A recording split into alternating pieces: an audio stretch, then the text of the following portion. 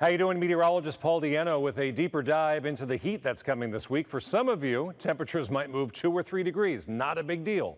For others, especially inland, you may have some of the hottest weather you have had since last September. So it really depends on where you are. But the overall theme is the wind direction is going to change.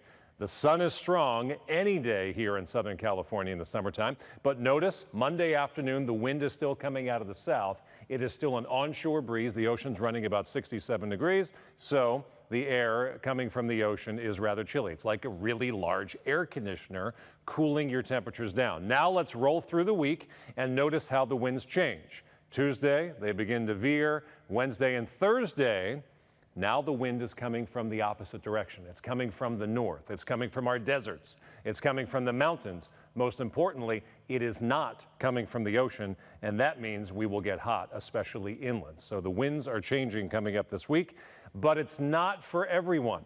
As I show you the temperature profile here in Southern California, Newport Beach, your high today on Monday will be about 70 or 71 degrees. Your high on Thursday will be about 70 or 71 degrees. So very little, if any, change at our beaches. Let's head up the road and head toward Los Angeles, where the high will be 90 degrees coming up on Thursday. Now that's hotter than the 82 that we're expecting to start the week, but only about an 8-degree jump. The biggest change will be in our inland valleys, places like Santa Clarita.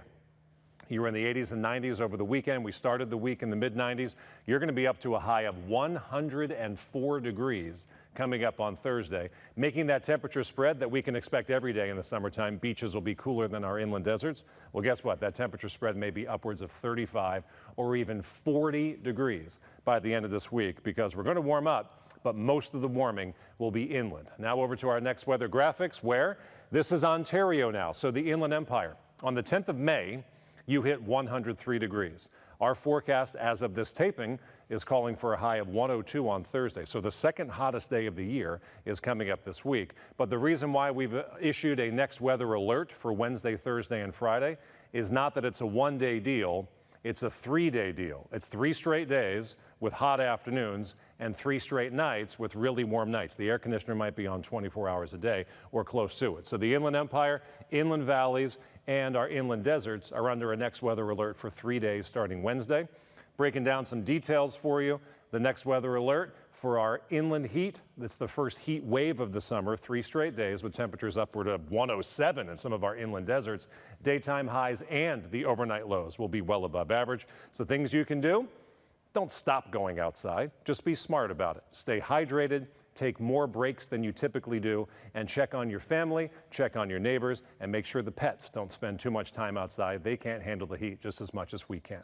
I'm meteorologist Paul Deanno with an update on the heat coming this week.